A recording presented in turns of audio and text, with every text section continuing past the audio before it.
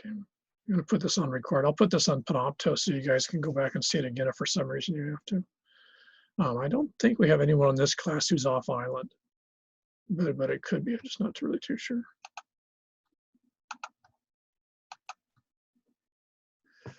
Okay, so what I want to do is segue from sort of the first chunk into the second chunk. So I'm going to be going over this stuff. If I go over it too fast, you're not sure what I'm trying to get into, then be sure and stop and ask me. Because again, like I mentioned right at the beginning, we're going over an enormous amount of stuff. Geography is such a huge discipline. When you think of just the concept of what you're looking at as the relationship of people in the world, I mean, you know, it's pretty much everything, at least a lot of it. And in human geography, you're generally looking at the human population, i.e., oftentimes the concept of culture or group, and its relationship to place. That's not really a lot smaller. So in that we're going to be going through, we go through a lot of concepts first, then we're going to see the specific applications as we get into it a little more. So some of this stuff for now, just get comfortable with the terms or how they apply.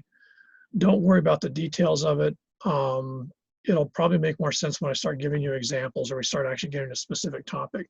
The last part of this set of panels actually deals with population demographics, and that is going to be more detailed. That actually has a lot of examples, not the least of which is some relationship to this whole sort of COVID crisis. So the first thing is actually what I was mentioning when I was asking, I think Cara was asking me about the critical thinking paper, and I was giving her the example. This is qualitative versus quantitative. If you're looking at something in a qualitative sense, what does that sort of mean?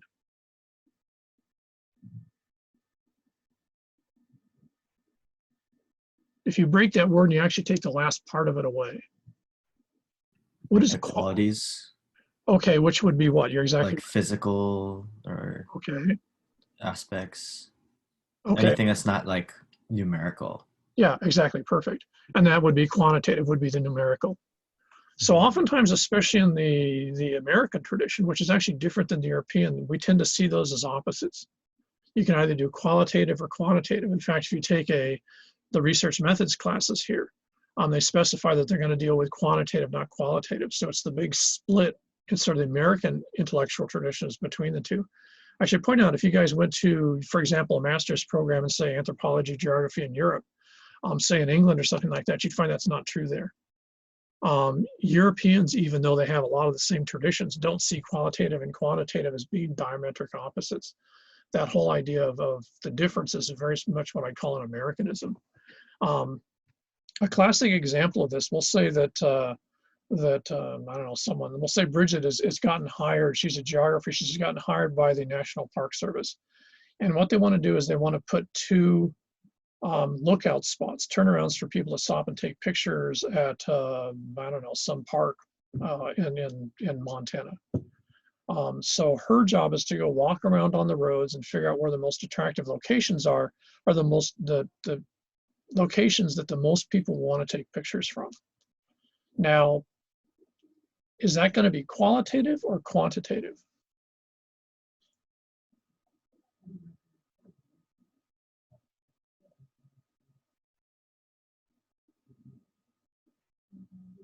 Going back to Peyton's definition earlier, which was exactly right.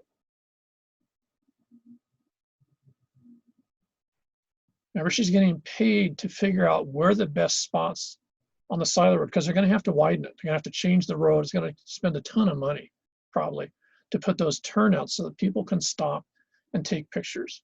Nowadays, probably almost all selfies of a pretty view. So she's going to be walking up and down there. Bridget's going to be walking up and down there, trying to find out where the best spots to take a nice picture are. Is that going to be a qualitative study or a quantitative study? Qualitative. Yeah, it's going to be a qualitative study. It's based on attractiveness. Now, the interesting thing is when she sends in the report, she has to fill out, it's really insane. You can actually go and find this online if you go to National Park Service. It's a 35-page form that you fill out that tries to take what she said, which is why this place is more attractive, and it tries to put it into numbers. So you actually score, for example, how many mountains can you see? How much water can you see? They've decided they're going to try to put numbers on what's basically an emotional, vicarious judgment. And that's because they want to have those type of justifications before they spend maybe a couple of $1 million putting in an extension to a road so that people would stop to take pictures. Because from their standpoint, there's no bigger disaster than having a lookout or a picture spot that no one uses. So this is I mean, there's geographers that do their entire careers for the National Park Service doing nothing but walking around spots in the United States and figuring out where people want to take pictures from. So qualitative versus quantitative is uniquely different if, like you guys are, you're in the United States, because the American intellectual tradition and even the business and other environments tend to take a real sort of separation of these two things.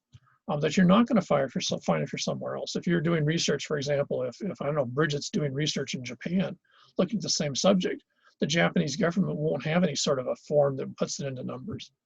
They'll just say, well, she's a geographer, she knows what she's talking about, so we'll just put it here because she said that's the best spot. So they have an entirely different view of the idea of how you see stuff and the value of the qualitative approach. So especially if you're in my area, which is looking at how people view the landscape, basically 99.9% of it's going to be qualitative.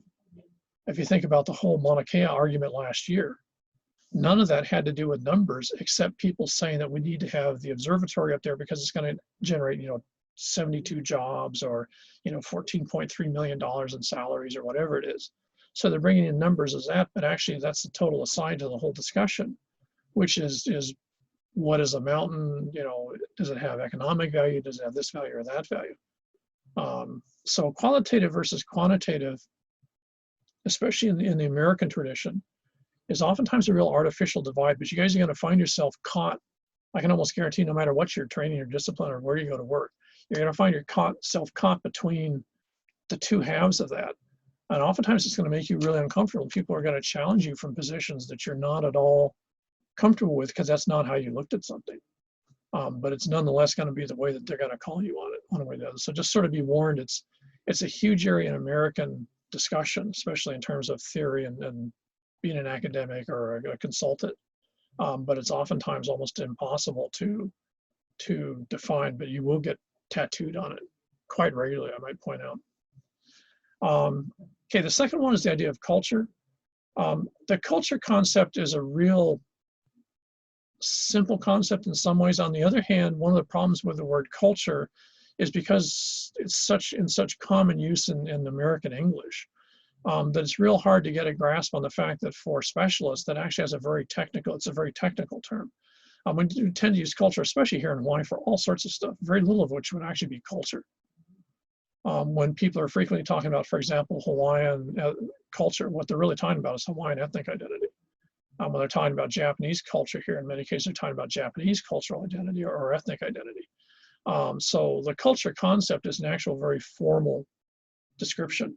And what it is, it's the values and attitudes that are characteristic or typical of a group. So there's several parts that are really key. One is culture is always a group. A person is not a culture. If I suddenly say I don't know, if I'm Lakota or something like that, that doesn't mean I'm Lakota Sioux. It just means that's what I want to call myself as.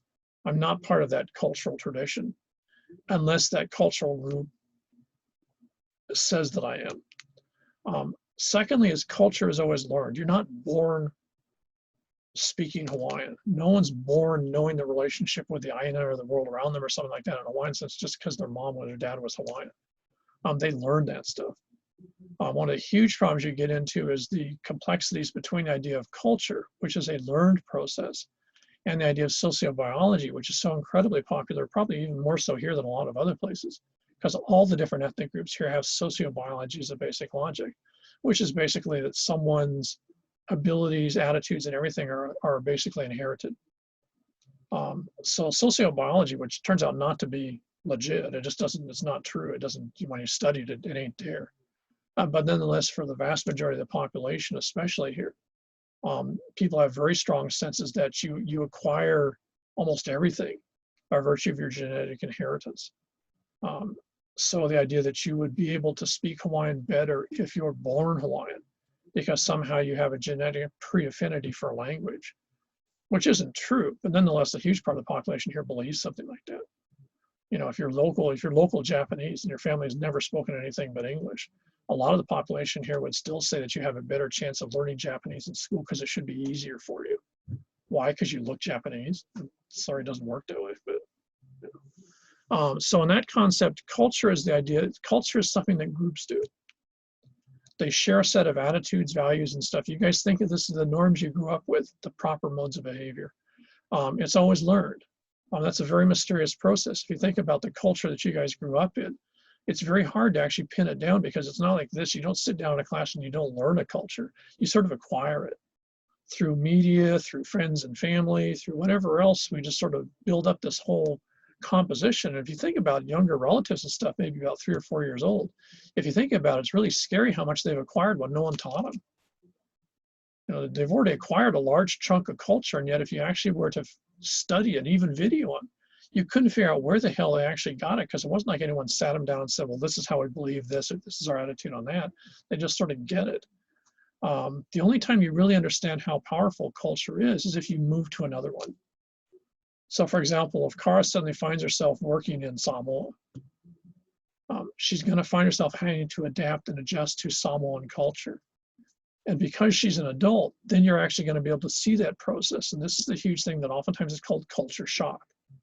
When you go to another place and you have to adjust to a whole different set of views, attitudes, and everything, not the least of which it makes it very difficult is the fact that if you're dealing with a bunch of Samoans in Samoa, they never had to learn their culture, so it's actually really hard for them to teach it to you because they never had to think about it. You know, I don't know what culture you guys are in terms of your background, but if someone were to say, okay, here, we've got this person we're bringing in from Sweden, and you've got to teach them how to be like you, you're really going to have to sit down and think about it, because most of what you do is sort of automatic. You don't have to sit there and think about, oh, let's see, how do I say hi to folks? How do I acknowledge my friends? What's important to me? You know, because that's like a 20,000 quiz, and you're just like, you know, dude, I don't have time for that. So culture is oftentimes not something we're aware of until we put ourselves in a situation where it's different. So going to one of the huge advantages to going someplace else is not only to learn another culture, but it's to make you aware of your own culture, which otherwise is pretty much invisible. We don't even think of it. Notice because of that, it's not tied to sociobiology, but it also means it isn't tied to race. Race is one of those concepts you see in a lot of societies and a lot of cultures, but it's not the same thing. If, for example, we were to go down to Mexico, you'd find that Mexicans have a very strong concept of visual sort of race recognition in terms of different socioeconomic groups. But the criteria is largely based on the fact of whether your face looks like it's Indian or if it looks like you're from Europe. So if you've got the sort of smoother, less cheekbones, less large nose appearance of someone from Spain, then that immediately defines you as middle upper class pretty much by virtue of your appearance. If you've got the slightly darker skin, but more largely Indian, the high cheekbones and stuff, and the facial features that you'd find with, say, Oaxacan or Zapotec or Mayan Indians, then you're immediately going to be downgraded. So on one hand, Mexican society has a concept of race, but it's totally different than when you get across into the American border, where it's based on color of skin. And the Mexican system is based on the look, not the skin color. It's the shape of your face, your cheekbones, nose, and your eyes and stuff like that. So both have a concept of race, but it's not the same concept. And this is true of a ton of places. Chinese, for example, have a very different idea of what race is. And most of the aspects would be totally unrecognizable outside of China. But to Chinese, they're hugely important. The other, and among other things, color of skin isn't part of race. In China, color of skin has to do with how much you work outside. And if you work outside, that means you're lower class. You guys can actually see this if you're familiar with Japanese society role. In a period of time until about 15 years ago, Japanese 20-somethings, especially women, would go out and get heavily tanned. And that was actually in some ways almost a protest against the society, because to be real Japanese meant that you had to have white skin. And this is why if you go to Japanese cosmetic counters, you can still find they have a lot of products there to make your skin whiter. And that's compared to other Japanese that look exactly like you. So the amount of tan that you have in your skin is the definer of group. So on one hand, tons of different groups have a race concept, your physical appearance tied to something, but they don't agree on what the scorecard is or what the criteria is. So culture doesn't have anything to do with that. Culture has to do with the beliefs and values that people are brought up with and the group shares. A subset of culture, which is a hugely important one for geographers, is the concept of society. So if culture is the belief and values, society is when you put it in a particular location. So for example, my Hanide family on Maui is Chinese. They're Chinese Hawaiian, but the Chinese part came over to Maui in the 1870s during the first Chinese migration to the Hawaiian Islands. And they came from a town called Zhongshan, which is a town outside of Hong Kong in Guangdong province. Okay. So that's where the family came from. Now, some of the older members of the family still speak Cantonese, which is what they speak in that part of China. So they're Cantonese from Zhongshan who came over here about 100 and 150 years ago. My wife's family comes from Hong Kong, but her family came from Zhongshan. In fact, her family comes from a little village outside of Zhongshan that's only about 15 miles away from where my Hanide family's from. So the two families are both totally Chinese, they're both totally Cantonese. But on one hand, my wife's family moved out of that part of China in the 1960s. So she was born in Hong Kong, but her parents were born in China, in Zhongshan, and lived there till the 1960s when they got out. So if you're looking at culture, the one family and the other family are actually both Chinese. They're both part of the same cultural system. They got almost exactly the same values, attitudes, etc. However, when you look at the two groups, they really can't interact very effectively. It's sort of fun to watch, because to my wife's family, when they talk to the other ones, to them they're like watching someone out of a history show, because the folks that went over to Maui, the last time they had contact with China was 1878. So their attitudes and their values are reflective of China when the emperor was still there, when it was the Qing dynasty and a whole mess of stuff. The Cantonese they speak is 150 years out of date. So it'd be like 1880s English. Part of it would be the same, but some would be really different. And the attitudes would be 150 years out of date. So the two groups actually don't get along very well. I mean, it's not that they don't like each other. They just don't have anything in common. To outsiders, they think, oh, you guys are literally born 15 miles apart. You're part of the same culture. Therefore, you must be the same thing. No, no, no, no, no, no. Because my wife's family grew up in China, in the Republic, during the World War II, all that stuff, which the other group didn't experience. So they're two different societies, even though they're part of the same culture. So society and culture, society is a subset of culture. But for geographers, it's hugely important, because a lot of times when you're talking about society, you're talking about a particular place and how it shapes and changes that.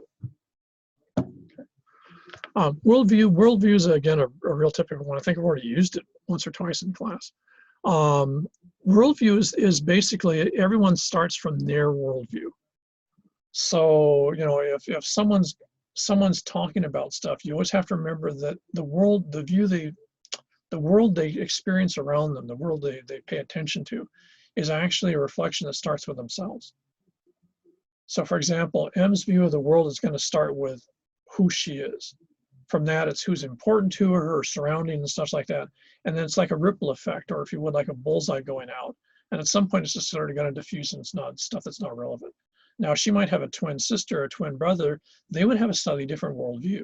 On one hand, a lot of it would be shared, because I've gone through many of the same life experiences, especially when they were kids. But worldview is always seen from the standpoint of an individual. And therefore, you can have people in very similar situations that can have pretty different worldviews. And if you think of your relatives and family, it's a good bet that you don't share exactly, fitted worldviews with them. And that's actually the norm. Having said that, since it almost invariably includes people and place and the perceptions and judgments of place, it's a huge part of what geographers look at. But you can imagine what a nightmare it is if you say that, okay, I want to figure out, like our project that we're working on, we're going to be working in Palolo Valley.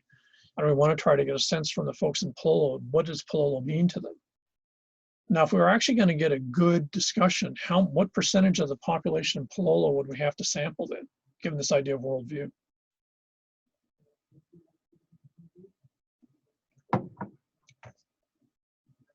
If we send out a questionnaire that says, what does Palolo mean to you? What percentage of the folks living in the valley do we have to get a response from it for it to be, quote, accurate?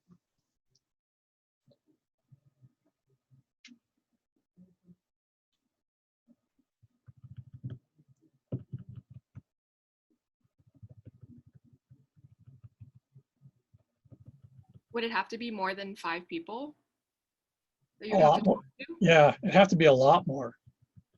If Peyton's writing this thing up and he wants to publish it, what type of numbers would he want to see? What percentage of the total population? If he doesn't want people jumping on his case about it. All of them? All of them. You know, and I'm not sure, I'm just guessing, but I would think that's probably what, 7,000 or 8,000 people. You can imagine trying to get everyone to fill out a questionnaire. I mean, hell's gonna freeze over before that happens.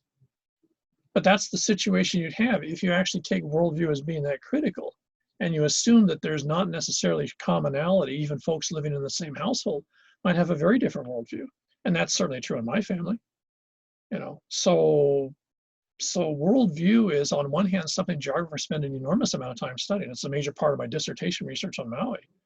But one of the advantages is the total population in Kanai was about 130.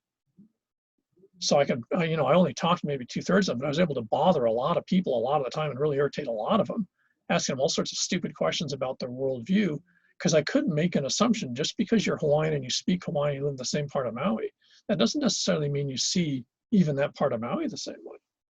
So worldview is a really tricky concept. It's a very, like a lot of this stuff, it's really easy to understand.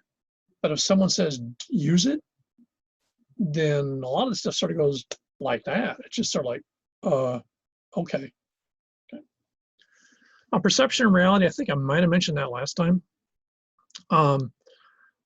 This, of course, this is my dissertation research. This is what I specialize in, is perception of landscape and how it's tied to culture and ethnicity. So when you're looking at perception of reality, and this again is, I think I mentioned, this is a slogan I have on my door.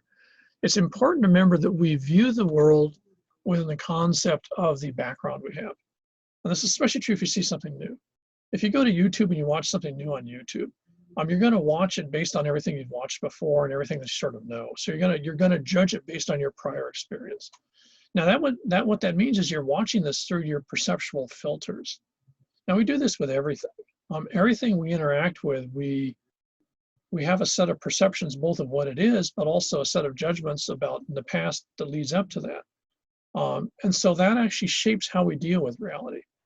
We deal with reality based on our perceptions.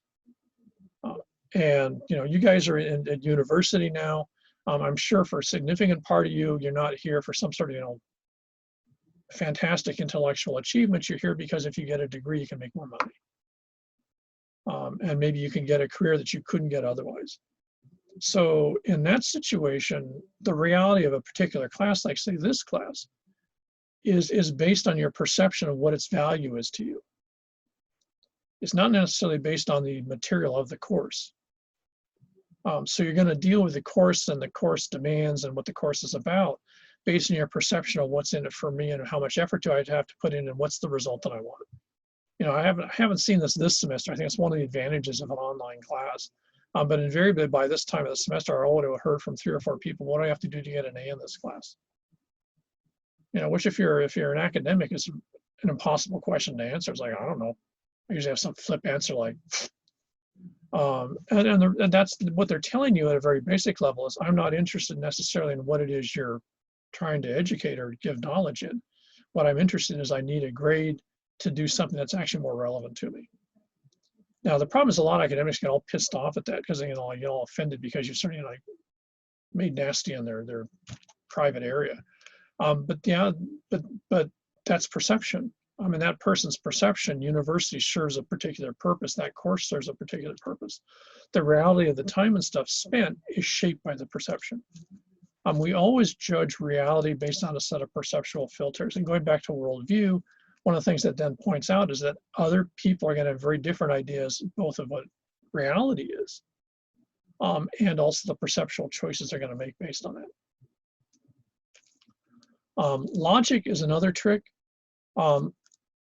And this goes back to the qualitative, quantitative in some way, which I've never bothered to really figure out. You can talk to someone who thinks about stuff totally differently than you. And oftentimes it'll seem really strange and oftentimes, you know, pretty weird. But if you ask people in many cases, in fact, I'd say in most cases, they can actually give you a logical argument for what they think. In your view, the logic might be flawed. But they very rarely will people just sort of say, well, they just sort of don't have something out there. It's usually linked to other things. And one of the major things you do in geography when you're looking at people's relationship with the world around them is try to figure out and get from them by actually asking them, what's the logic to that relationship? Why is that important to you? Or, for example, why is something else not important to you? In other words, in your perceptual world, how do these things link together? So what you're going to find is most folks are almost invariably logical about things they do. Now, when you look at it from your standpoint, in many cases, it will be illogical. But one of the main jobs of being a geographer is trying to figure out what the logic is to the users.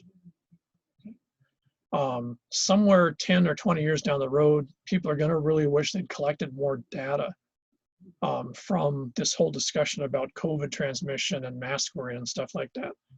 Because there's an absolutely huge amount of material there that's coming across, especially in social media, that someone's going to have to go wading through in terms of people's perception of the relationship with space, social spatial distancing, and mask wearing.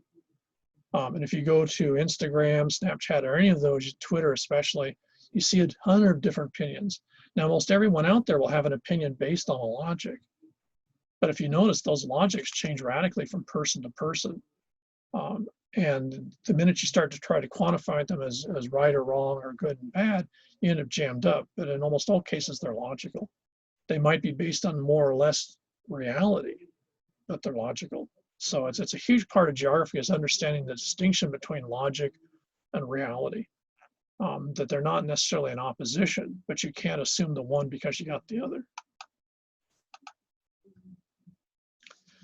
Okay, when geographers tend to look at stuff, these are what we call theoretical approaches. In other words, the biases that geographers use when they're studying something.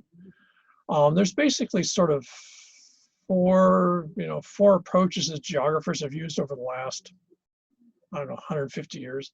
In fact, if you go back to the Greeks, I mentioned Herodotus at the beginning of the semester. If you go back to the Greeks and guys like him writing about the Scythians or other groups outside of Greece and talking about how they acted, in other words, the first geographers, you almost invariably find these guys were actually environmental determinists. So for someone like a Greek who sees all these guys riding around on horses and they're all nomadic, roaring around the steppes of southern Asia, they see the culture and the way those guys function as being a result of the environment they live in. So this is environmental determinism. As with many aspects of geography, even though geographers very quickly realized this wasn't really very accurate, it's hugely compelling to folks outside of geography. And this is one of the areas where geography is sort of different than a lot of disciplines because everyone in some way, shape, or form is an amateur geographer. All of us interact with places all the time. All of us interact with people in places all the time. So at some point we have a whole mess of sort of stereotypes and baggage about the idea of people and the relationship to place. And a lot of this gets rolled up into environmental determinism. Now you guys see this if and when tourism starts up, at the end of this year, early next year. Because what's the environmental determinist stereotype of you guys if you're born and raised here in Hawaii? If environment determines values and attitudes and culture,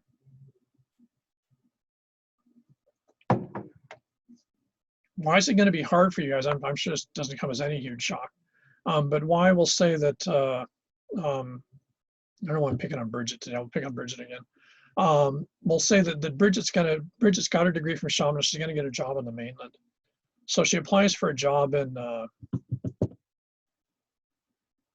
Denver, Colorado. Okay. Now, why, when she applies to that job, we'll say there's 10 other people applying for that job, all are who from the mainland.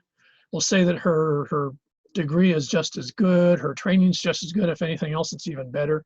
Why is she probably going to have a harder time getting that job? And those other folks aren't necessarily from Colorado. They're just not from Hawaii. If I'm a classic sort of mainland, PR personnel hiring person, why am I going to give Bridget a harder time? What's my environmental determinist view of her if she was born and raised here in Hawaii?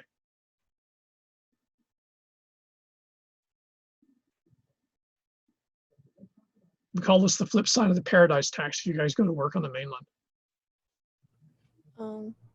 Should be seen as like a specific islander more Nope. than. No, good, yes, but wrong. You don't get the car and door number 2.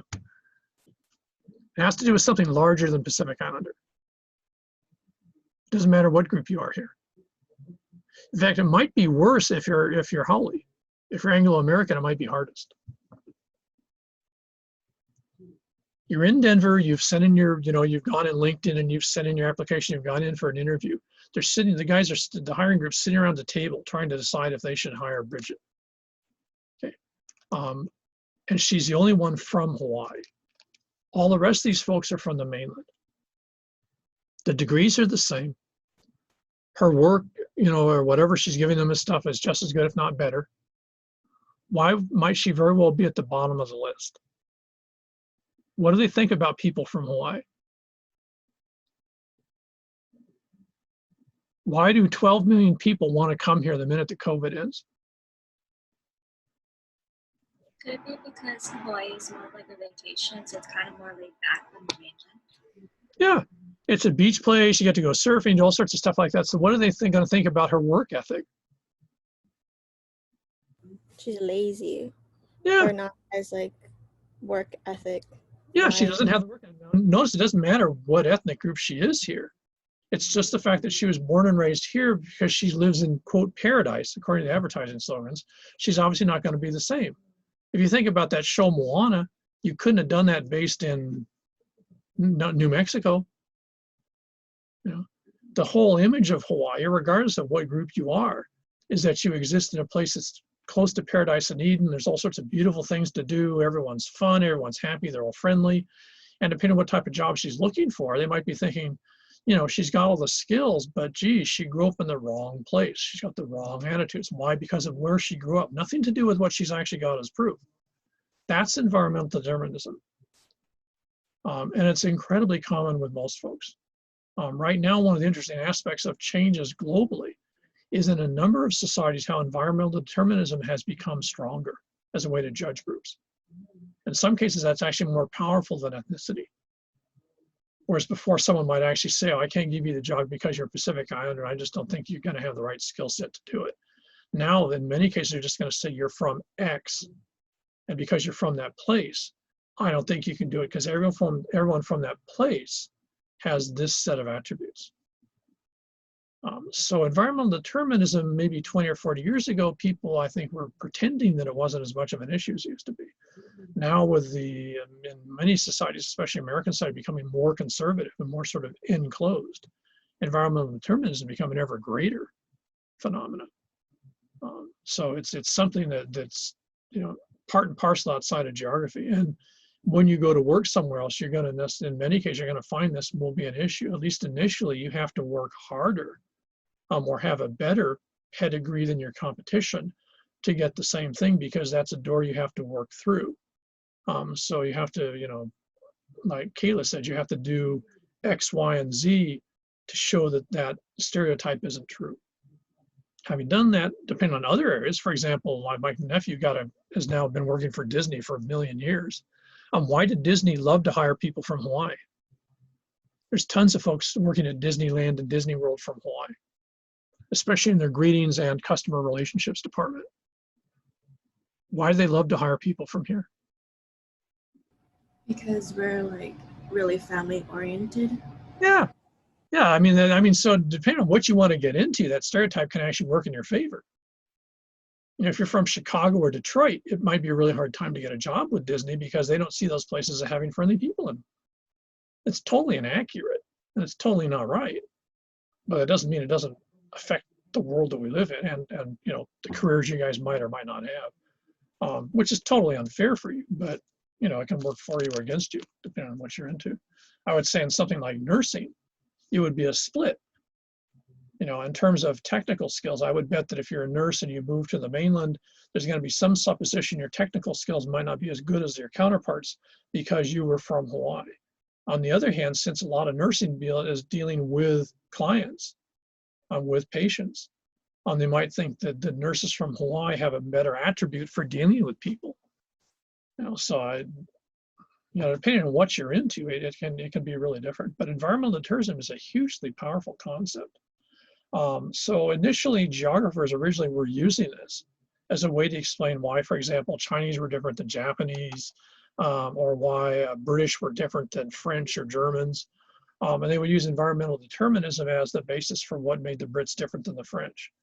You know, but it just doesn't, it doesn't work. It depends on a whole mess of, you know, depending on what you're using as a judgment choice, for example. For someone from China, the British and the French look exactly the same, and the areas look exactly the same. So, you know, go figure. Most of geography then moved on from that by, I'll say maybe 150 years ago, moved into what a lot of it still is, and this is what we call functionalism. Now, if you're a functionalist, what you basically assume is when you see something, there's actually a functional purpose to its existence. In other words, if people spend time doing this versus that, then at some point, your job, if you're a geographer, is to figure out how in place your space, that's sort of what function does that serve? So it's a real sort of, if you want to, it's a practical way of looking at the relationship that people have with the world around them. And a lot of geography fits pretty well into this. Why? Maybe yes or maybe no. If you're familiar with the area around Kahala Mall, about 2 years ago, before any of the COVID thing started up, Starbucks, who has their own group of geographers. It's a good gig. I know because the school I originally graduated from, the University of Oregon, a lot of the geography folks that graduate from there with master's degrees end up getting hired by Starbucks. They get paid a ton more money than I do. So if you're a Starbucks geographer, and Starbucks already has a Starbucks in Kahala Mall, why did Starbucks just, what functional reason would there be for putting the Starbucks drive-through window on the other side of the same mall, which is about, what, a 2-minute walk from the store? Is there a functional reason for doing that? It's convenient. I didn't get it. More convenient. Okay, convenience might be one. What would be another one? Again, as with many American companies, you're not familiar when we get into economics. Starbucks is consumed by concern about market share. So Starbucks, one of their huge nightmares that keeps them awake at night is that someone else is going to put up a coffee shop across the street, which is going to suck business away from them. So what would be the advantage to putting in a Starbucks, you know, what, 200, 300 feet away from a Starbucks?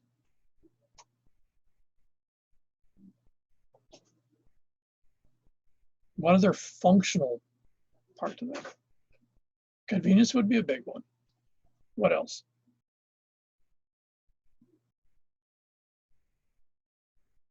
Well, actually, let's break down convenience. What does convenience mean between the Starbucks that already existed there next to Whole Foods and the drive-through window? Why is the one more convenient than the other?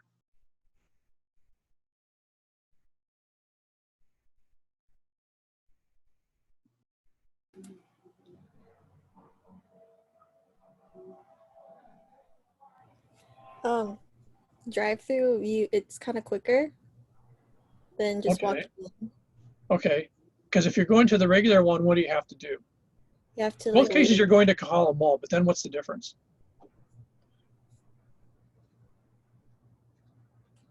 If I'm going to go to the old Starbucks, I go and I park my car in the mall, then what do? You have to walk inside. Yeah, and and I have, then wait to order. and then I get and I go walk back out to my car, right? Yeah. Okay. So the convenience factor in the drive-through window is, what do? I go to the mall. What's then different? Do I park? No, you just wait in your car and go in line quickly. Yeah, and they just give it to you. It's like a transfusion. You just get it, plunk, you put it down in the drink holder, and off you go. Okay. Yeah. Now, in that situation, on one hand, I can't remember who answered originally, was right, it's functional. But when you look at that, what's actually, is it qualitative or quantitative in terms of the decision that someone making that they're going to use the drive-through window because it's more convenient than the walk-in? What's the real driving thing behind, I'm sorry, it's a bad pun, I guess. What's the real force pushing that choice? Why is Kara going to use the drive-through window. What does it say that's really important to her?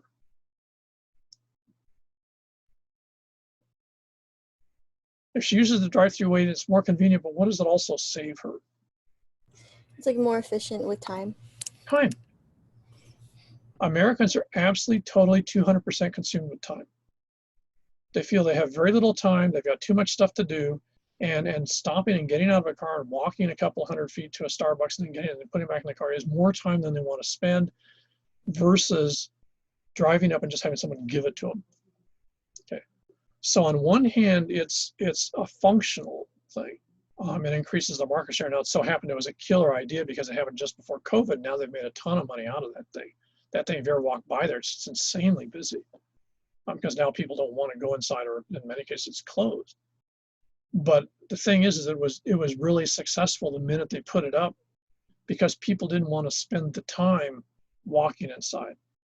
So Starbucks has seen an increase in sales and has done very well for them. I have a sneaking suspicion they might either shrink or even shut down the inside one because there's not really a lot of its reason for its existence now, given how popular the outside one is. But that's an example of it. You're exactly right. When Starbucks did the analysis, that was a functional analysis. But it was based on a set of measurements that geographers were doing at Starbucks when they actually asked customers. The main complaint that one of the main complaints that people had at Starbucks is it took too long to get my coffee. And it was a hassle. And so all of a sudden a drive-through window made more sense. Now, one of the interesting things they're seeing on the mainland is with the shutdown of most restaurants is the growth in lunch wagons, which we're pretty familiar with here. Now, an interesting study I just saw a couple of weeks ago, a lot of the folks that have the lunch wagons said they're not going to bother reopening a restaurant again. Because now that customers have got used to lunch wagons, what's the great advantage a lunch wagon has over a restaurant?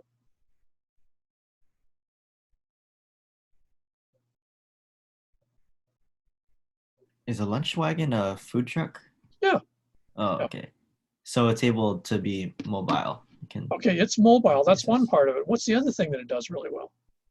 Similar to Starbucks. Take out food. Yeah, it's real convenient. You know, if you know the lunch wagon or you know the food truck, you know what type of stuff they serve, and you know whether, you know, like they're doing good, whatever it is, then if they're at the same place on Tuesday and Thursdays, just like we used to always hit the red one that used to be on Ward Avenue when I used to work downtown because they had great curry.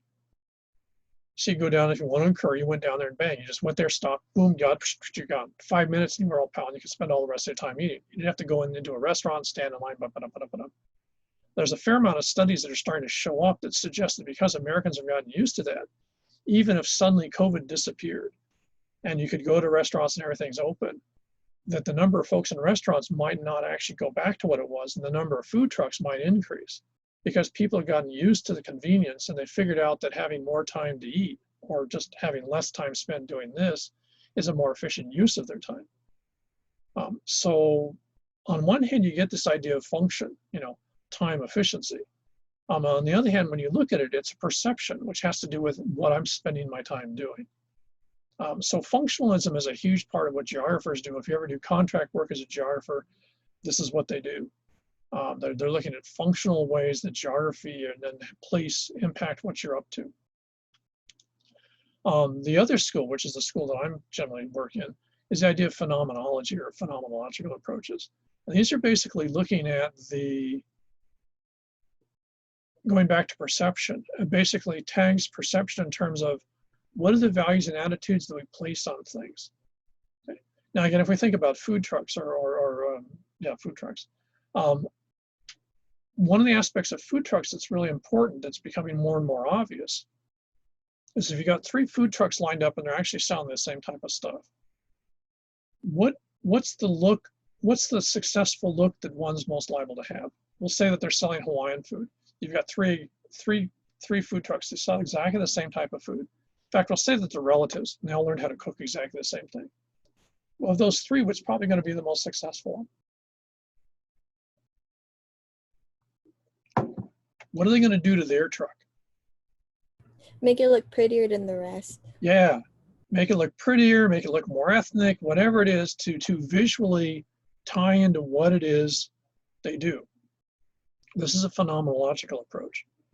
Now, this has been a huge part of marketing for ages. This is why McDonald's, till really recently, would only had 3 ways to build a McDonald's store. No matter where they put a McDonald's, it always had to look like a McDonald's. There are a huge number of fights they got in with different zoning regulations. One of the first that ever changed was the McDonald's they put up Haleiwa side. That was one of the first McDonald's in the world that didn't look like a regular McDonald's. Why was McDonald's so adamant that all McDonald's have to look alike? What's the reason people eat at McDonald's? What's one of the main reasons other than the cost?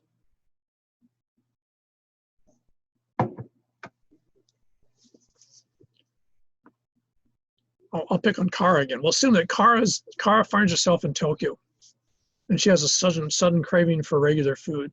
So she sees a McDonald's. Why does she go to eat there? What can she expect from that McDonald's? Food that she's familiar with. Yeah, it'll taste like every other McDonald's. That's why Chili's, that's what chains do. Burger King, Zippy's in Las Vegas. All of those specialize in the fact that when you go there, you get exactly the same thing no matter where you go. So there's no surprises. You don't get exotic. You get same old, same old. So in that situation, they're actually using the look of the place. If all the McDonald's look the same, why is that an important corollary to the food? What's it reminding you of? Just by virtue of going back. That's part of their brand, right? Yeah, it's part of the brand. And that's why branding is so important in the 21st century. Branding is important because it gives you a sense of what it is that you're actually acquiring. This is something that geographers spent a lot of time studying. The phenomenology or existentialism, the idea of the personal interpretation of a brand. Now, in many cases, it's really, really strange. They're closed now, I think, but there was that store, if you remember, in Alamana called Hollister's, which was hugely popular when you guys were in like grade school or high school, I think. And everyone wanted to be walking around the Hollister's thing. Now, when I was a kid, I actually had to help my dad install air conditioning in Hollister, California, which is this really junk little town. It's a little farming community in Southern California where it gets to about 112 in the summer. And I know because we had to install air conditioning when I was like that. So it's a really nasty place that no one ever wants to go to and no one wants to admit they're from. Somewhere along the line, someone got the very clever idea, and I don't know where it originally came from, of turning that into a brand, which is about as bizarre as it possibly gets. And it worked. Now people want to walk around with the name Hollister. If you're from Hollister, you don't want to have a shirt with your name on it. That's the last thing you want to know is that you don't want people to know you're from Hollister. That's like as bad as it gets. It's like one step above Bakersfield or something. So what you find is a brand then becomes something, and it should tie to a quality or a color or a look or whatever it is. But when you actually wear that brand on you, you're actually saying something about also with your relationship with it. My taste and my attitudes reflect Hollister, and that company reflects my taste and my attitudes. And if you think about it, that's what brands are in the 21st century. You're sending a set of messages to people you don't know about your values and your attitudes by virtue of the things that you wear on your body that have logos on them, which isn't necessarily true. You see an awful lot of people running around in Nike wear that never exercise at all. But it's sort of like if I wear the Nike stuff, it sort of magically assumes that I exercise. So all of this is what we call very much the idea of phenomenology. That we actually look at the world around us, we interpret the world around us, and it's all done from very, very different perspectives. And this is also why brands fail. Banana Republic has gone under completely. And it's no surprise. In the world that we live in, especially in your age group, it's one of the main consumer groups. They don't see the words Banana Republic as being something that fits their self-image. So therefore that brand goes extinct and another brand starts up. An area that you see more in geography than other disciplines, because geographers, as we've already talked about, look at a lot of things like business, is our Marxist approaches. When Karl Marx and Engels back in the early mid-19th century were originally looking at change, which is what they were actually historians. They were really fascinated with the idea that Europe, especially in the 1830s, 1840s, was going through enormous amounts of change. Literally every week something was changing. I don't mean a little bit, I mean whole societies were changing. And they came to the conclusion that the actual major factor in both how societies structured themselves and also how change occurred, especially change in the landscape, had to do with two terms. And we'll see these later when we get into politics and economics. One was the idea of labor. Labor is a really tricky concept because labor is the amount of energy or effort that you spend to get something done. Okay. Production is actually the process of doing something. So they said you could actually measure everything in terms of the amount of labor that was in it and the production result that was achieved. And it so happens that if you're a geographer looking at space and place, production and labor are really handy concepts to look at those two things.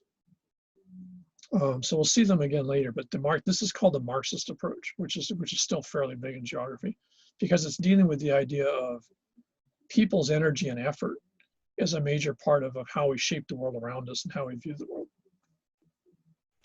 The last of these is actually a smaller one, but it's hugely important if you ever get involved in doing geography professionally. And this again would be absolutely central to something like Starbucks or McDonald's or Zippy's or anything. When you look at, for example, Google, and especially in Google Earth, I don't have it up right now, but if you look at Google Earth, one of the options you can have is that it will actually show you in every street intersection when you're actually in a town, how many cars pass there per hour. So you can see how many cars pass down Waialae and 3rd Avenue in an hour. Now, if I'm going to start up a new, trying to think of a food chain we don't have. Well, I don't know what it'd be. I'm trying to decide where I'm going to start up a new Starbucks. Starbucks is famous for this. One of the geographers looking for Starbucks, the first thing they're going to look at is what? Especially if it's one of these new drive-in Starbucks. We'll say that Starbucks decides to expand those. I can almost guarantee they are, because a friend of mine works for Starbucks and he was hinting at that. Starbucks plans to get rid of a huge number of their outlets and replace them with little drive-in kiosks, probably in the next 3 to 5 years. If they're thinking of putting one here on Waialae, what do they want to know? The direction of the road. Okay, yeah, actually, let me use another example because I just thought it's a good reaction. If you're familiar, you guys are all familiar with Waialae down here, right? Okay. If you notice in the last, I don't know, what, year and a half, we now have 2 bubble tea places. There's one in Kaimuki Mall, right across from Sacred Hearts, yeah. There's also another one right across the street next to the gas station. Okay. Now they started up almost within what, maybe a month of each other. Now as a geographer, since I walk home past those places, what am I thinking, going back to what Kayla said, which is exactly right. There's sort of 2 parts to that. One would be how many cars pass by there. What's the other part that's really key? Parking. Yeah, how many people are going to stop? It don't do you a hell of a lot of good if you got a place and no one can stop to get stuff, especially because neither of those places are drive-through. You got to stop and get out of your car and pick it up. Okay. So in that situation, these are part of what we call time-space geography. The Swedes started looking at this in the 1950s, and the weird thing is it's really a funny study to read. They were looking at rumors. They were trying to figure out how rumors spread in between farmers in Sweden. And it's real funny because when the guys wrote it, they originally were hired because, I don't know, whoever was in charge of farming practices or something was trying to teach farmers to do something new. And there was this whole sort of counter movement where farmers were dissing on them. And they tried to figure out what the hell was going on. So for some reason, they hired some geographers to try to figure out if you could actually map rumors. In other words, where do rumors start and how do they spread and who listens to them and who doesn't and why. Now, it so happened the guy Hagerstrand, who was doing this stuff at Lund University in Sweden, turned out he figured out how to do it. It's really a fun study to watch. I've never seen another one done, which would be fun to do, for example, with Twitter rumors, since you can actually map stuff on Twitter. But he actually mapped out how rumors would start, and they actually started some rumors and then watched them spread. Who listened to them, who didn't, who bought into them, who sort of thought, and all that stuff like that. Out of this, they came with what they call time-space geography, because they realized there's 2 key things here. One is the time that it takes for something to spread, or the time it takes for something to happen. And the second is the path that it takes. Because they realized there were 2 things. One is if you started a rumor, how fast did it take for, say, 10 people to start remembering it? But also, who spread the rumor and who didn't? In other words, which paths did the rumor take and which shut down? This is the basis of most modern placement of stores, especially drive-thrus, would be time-space geography. So again, those two bubble tea places, both of which seem to be surviving, which is amazing. I was actually convinced totally that at least one of them was going to be dead within about 3 months of startup. And I haven't, and I'm just sort of keeping an eye on to try to figure out what's keeping them going. And going to this time-space geography, what would be the disadvantage that the one having on the gas station side would have compared to be the one that's in the little blue mall side? There's more places to stop in the mall. Yeah, I mean, I don't know how the hell you stop to get something at that one on the gas station side. If you pull in there to park, that means you have to back out onto Waialae Avenue, which is sort of tantamount to committing suicide. So I'm not really too sure that the only customers they can get pretty much have to be walk-in customers, which means they have to park their car somewhere else. And if you're parking it in the mall, where are you most liable to go? The bubble tea place in the mall, if it's pretty much the same thing. You know, why would you go all the way across the street around, 3 sides to go to the other place that basically is serving the same place that the place serves right next to you? So it's going to be interesting to see how those play out, but they're a good example of time-space geography. Now, if the one on the gas station side survives, what does that tell you that's time-space related? We'll say that they survive and the bubble tea place in the mall doesn't.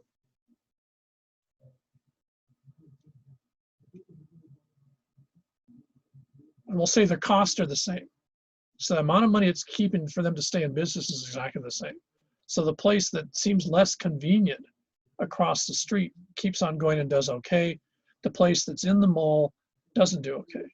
What's that tell you? What's most likely the defining difference between the two of them then?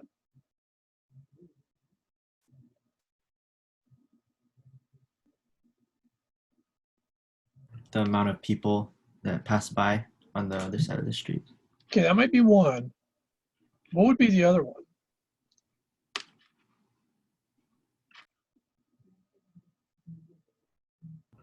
The quality of the products? Yeah, somewhere along the line, they've got something that people want more. So they're willing to spend the extra effort to literally walk from, say, if they park in the mall, they got to walk across to the St. Louis side, or I mean, the Sacred Heart side. They got to cross the street there, then got to cross, 6th Avenue side to get down to this place, and they got to go back and do it the other way back again.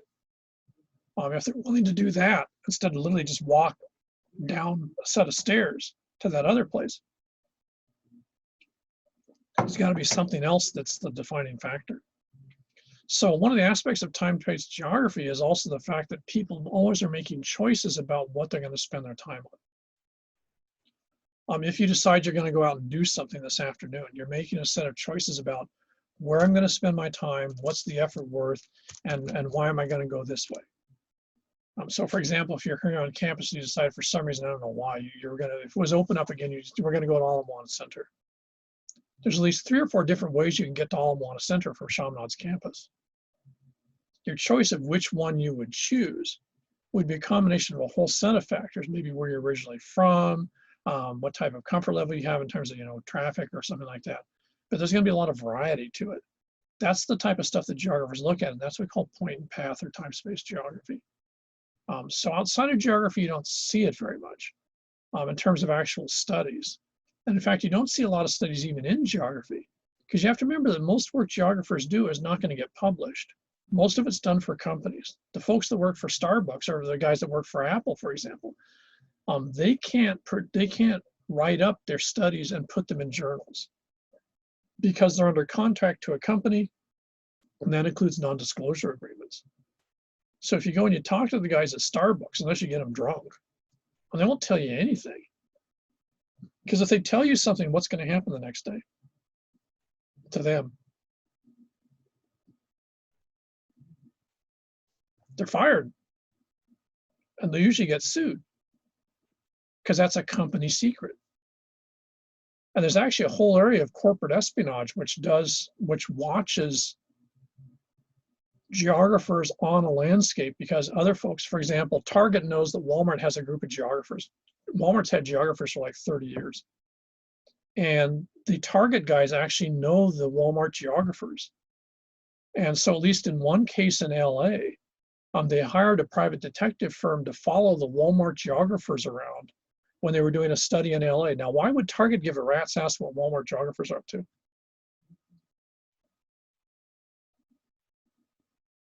I heard For this quote. competition. Yeah, and if you're really clever at Target, why are you going to actually have the guys keep track of where the Walmart guys are hanging out? What are you thinking the Walmart guys are looking for?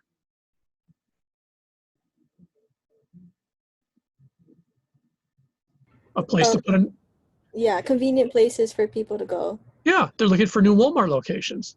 And so if you're Target, almost any place that's good for Walmart would be good for Target too. So rather than hiring your geographers to do the work, you just have the guys track the Walmart guys, and then you just send the Target guys out to double check that location. You saved yourself a bunch of time and money, paid a few bucks to have a private detective check them out, and you gain the result. And if you're smart, you buy the property before Walmart can, you screw them over. Okay. So if you work for these corporate companies, I remember the Starbucks guys telling me about this because they were doing something, I think it was Pullman, Washington. And Washington State actually is called Pete's Coffee Country. There's another competing company with Starbucks. It's been around for a long time called Pete's. And the Starbucks guys hired private detectives to track the two guys that worked for Pete's as contract geographers as they were going around Pullman to actually map where it was they were stopping and looking and taking pictures of, so they could basically figure out where they were going to put in the new Pete's store. And then they went out and bought 2 of the properties before Pete's could get around to it. So, I mean, on one hand, geography is about as boring as you can get. On the other hand, parts of it almost end up like a really bad TV show. The Walmart's guys actually said that they occasionally end up wearing disguises. One of the ladies said that she's actually learned how to do a stage makeup. So she comes out of the hotel room, she slightly changes her appearance so that folks won't recognize who she is, and then they hire different cars every day. So she can't track them. They never drive around in a Walmart licensed automobile. They never use a Walmart credit card. So it's sort of like really cheap 3rd grade espionage. But that shows you, for companies, this is a hugely powerful thing. If you're putting in a new store, that's maybe $50 to $100 million. So, and geographers are the people that tell you where to spend that money. So most geography you're never going to see because it's invisible, because it's being done for corporations. And therefore, those folks are making a lot of money, but you're never going to hear about it. And this is one of the areas that makes geography really different than most other disciplines. It's very corporate in many ways, which also means there's a fair amount of money in it. So I guess on that, we'll stop. The idea of you guys watching, Starbucks geographers sneaking around the landscape is sort of, if we really want a really cheap YouTube video show, you guys could dress yourself up as geographers and pretend they're doing espionage on each other and probably bore the hell out of 5 people watching. So, okay, any questions on this stuff? Probably not. Okay. So yeah, we'll leave you entertained thinking about geographic corporate espionage. Let's see on that. I guess we're all set. Okay, I can't think of anything else. We'll stop there. Okay, if we're all done, no questions, shoots. Okay, that's enough for one day. So I'll see you guys Thursday, same time, same place. Okay, see you guys later. Bye-bye. Yeah.